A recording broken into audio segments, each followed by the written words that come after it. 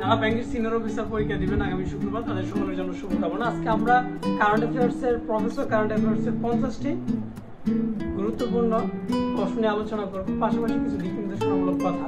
প্রথমে সেই কথাগুলো বলে তারপর আমি মডেলের 50টি প্রশ্ন আপনাদের সাথে শেয়ার করব।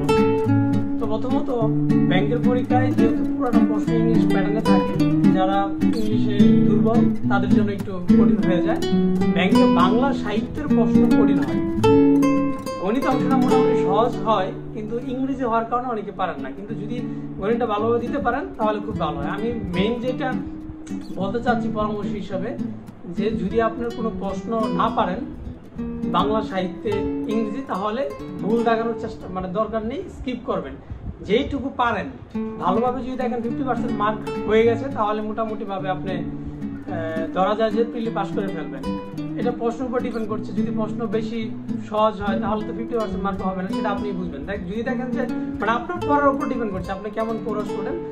আপনার একটা পর্যায়ে যাওয়ার পর, আপনার পড়ালেখার লেভেল একটা পর্যায়ে যাওয়ার পর যদি দেখেন প্রশ্নটা এখন কঠিন, সেই ক্ষেত্রে যেগুলো মনে হবে পারতেছে না সেগুলো দাগানো যাবে না। কারণ ব্যাংকের বাংলা সাহিত্যের প্রশ্ন কঠিন হয় এবং ব্যাংকে হচ্ছে আপডেট প্রশ্ন আসে, 2-3 মার্ক আসে। সুতরাং কারেন্ট অ্যাফেয়ার্সের এই যে প্রশ্নগুলো আলোচনা করবো, এখান থেকে 1-2 মার্ক আসবে।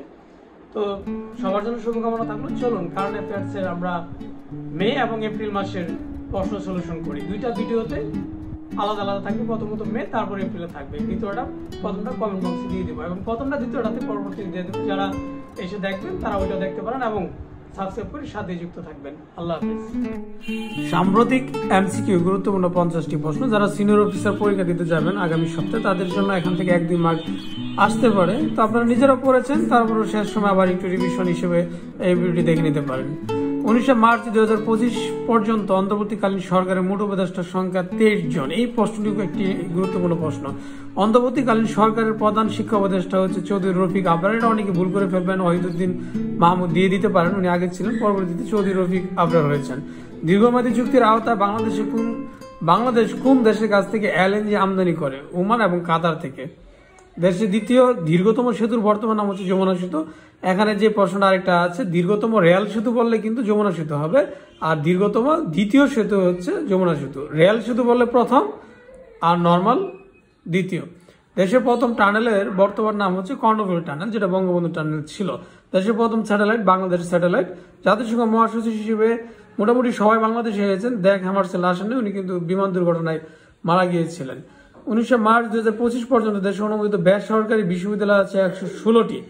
17 মার্চ 2025 সরকার একটি 16তম বেসরকারি বিশ্ববিদ্যালয় হিসেবে অনুমোদন দিয়েছে গ্রামীণ ইউনিভার্সিটি। তাহলে 116টি বেসরকারি বিশ্ববিদ্যালয় এবং সর্বশেষ গ্রামীণ ইউনিভার্সিটি। 13 মার্চ 2025 কোন দেশের প্রেসিডেন্ট অস্থায়ী সংবিধান স্বাক্ষর করেন? সিরিয়ার প্রেসিডেন্ট 13 মার্চ 2025 অস্থায়ী সংবিধান স্বাক্ষর করেছেন।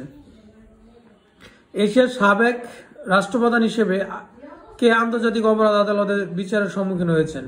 রদ্রিগো দুতার্তে ফিলিপাইনের। রদ্রিগো দুতার্তে এশিয়ার প্রথম সাবেক রাষ্ট্রপ্রধান হিসেবে আইসিসির আন্তর্জাতিক আদালতের বিচারের সম্মুখীন হয়েছেন। কানাডার বর্তমান প্রধানমন্ত্রী, খুব ইম্পর্টেন্ট একটি প্রশ্ন, মার্ক কার্নি। কানাডার বর্তমান প্রধানমন্ত্রী, খুব ইম্পর্টেন্ট একটি প্রশ্ন, মার্ক কার্নি। বিশ্বের বৃহত্তম আইসবার্গের বা হোমোশেলের নাম হচ্ছে A23A, ক্যাপিটালে 23, small A23A। Cold oil বা ব্যাটারিয়ানো চিত্রকর্মটির চিত্রকর হচ্ছে পথশিল্পী ব্যাংকসি। কোল্ড অয়েল চিত্রকর্মটির চিত্রকর ব্যাংকসি। আন্তর্জাতিক গ্রহাণু সচেতনতা ও গ্রহ প্রতিরক্ষা বর্ষ সাল ঘোষণা করা হয়েছে 2029-কে। 2029, 2025 এবং 34 সাল কোন দশক?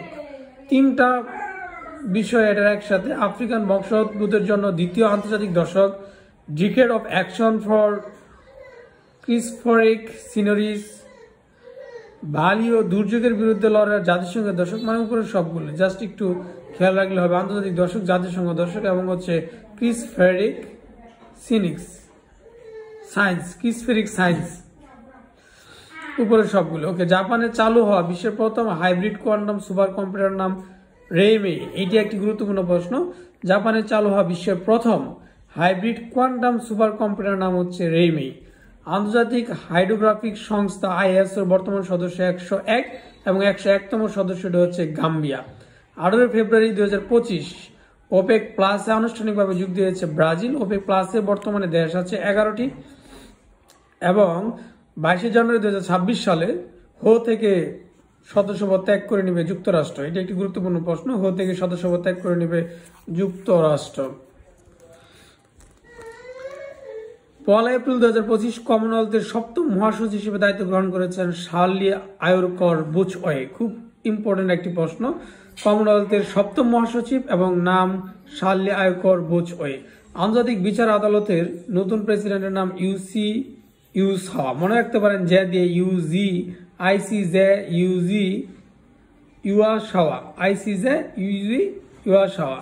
13 মার্চ 2025 আফ্রিকান ইউনিয়ন কমিশনের চেয়ারম্যান হিসেবে দায়িত্ব গ্রহণ করেছেন Mahmoud Ali Yusuf.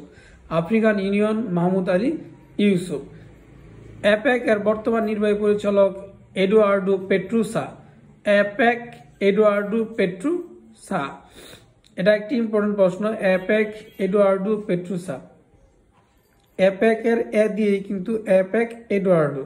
14 March 2025 G7 এর চেয়ারম্যান হিসেবে দায়িত্ব গ্রহণ করেছেন মার্ক কার্নি, যিনি কানাডার বর্তমান প্রেসিডেন্ট। G20 শীর্ষ সম্মেলন অনুষ্ঠিত হবে 22 থেকে 23 নভেম্বর 2025 সালে দক্ষিণ আফ্রিকায়। 22 থেকে 23 নভেম্বর দক্ষিণ আফ্রিকায়। ষষ্ঠ বিমস্টেক সম্মেলন অনুষ্ঠিত হবে 2 থেকে 4 এপ্রিল 2025। অলরেডি হয়ে গেছে বিমস্টেক ব্যাংকক থাইল্যান্ডে। ষষ্ঠ বিমস্টেক সম্মেলন ব্যাংকক থাইল্যান্ডে অনুষ্ঠিত হয়েছে 2 থেকে 4 এপ্রিল 2025-এ। 2025 সালের EIU এর বৈশ্বিক গণতান্ত্রিক সূচকে শীর্ষ দেশ নরওয়ে এবং সর্বনিম্ন দেশ হচ্ছে আফগানিস্তান। বাংলাদেশ সেঞ্চুরি করেছে 100তম। বায়ু দূষণের শীর্ষ দেশ হচ্ছে 7। বায়ু দূষণের শীর্ষ দেশ 7, কিন্তু শীর্ষ রাজধানী বায়ু দূষণে বাংলাদেশের অবস্থান দ্বিতীয়। বায়ু দূষণের শীর্ষ রাজধানী হচ্ছে ভারতের নয়াদিল্লি। এটাই বলতে চাইলাম যে শীর্ষ দেশ হচ্ছে 7, কিন্তু রাজধানী হিসেবে নয়াদিল্লি ভারত এবং রাজধানী হিসেবে বাংলাদেশ তৃতীয়, দেশ হিসেবে দ্বিতীয়।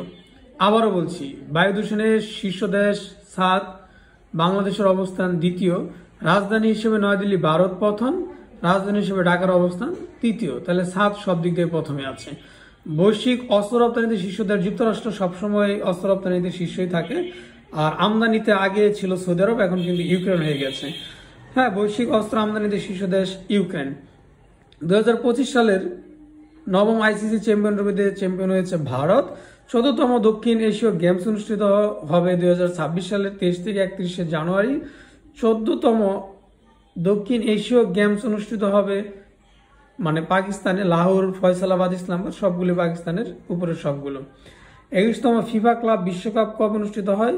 14 জুন থেকে 13 জুলাই। 2025 সালের 14 থেকে 13 জুলাই 21তম ফিফা ক্লাব বিশ্বকাপ অনুষ্ঠিত হবে। কোথায় অনুষ্ঠিত হবে? যুক্তরাষ্ট্রে। 21তম ফিফা ক্লাব বিশ্বকাপ অনুষ্ঠিত হবে যুক্তরাষ্ট্রে। 21তম ফিফা ক্লাব বিশ্বকাপ কতটি দল অংশ নেবে? 32টি দল অংশ নেবে। 2025 সালে স্বাধীনতা পুরস্কার লাভ করেছেন 7 জন। এটা একটি ইম্পর্টেন্ট প্রশ্ন। 2025 সালে অস্কারের সেরা চলচ্চিত্র এনোরা। ইহা একটি গুরুত্বপূর্ণ প্রশ্ন। এনোরা। জুলাই মাতৃমমতা মৃত্যু লেখক আসিফ মাহমুদ সজীব ভুইয়া। ইহা একটি গুরুত্বপূর্ণ প্রশ্ন। বাংলাদেশের মো ভাষা নির্মিত চলচ্চিত্র উপরের সবগুলো। কিউরি পেক্রা ও মো রূপকথা লুবংসমলা উপরের সবগুলি বাংলাদেশের মো ভাষায় নির্মিত চলচ্চিত্র। তো এই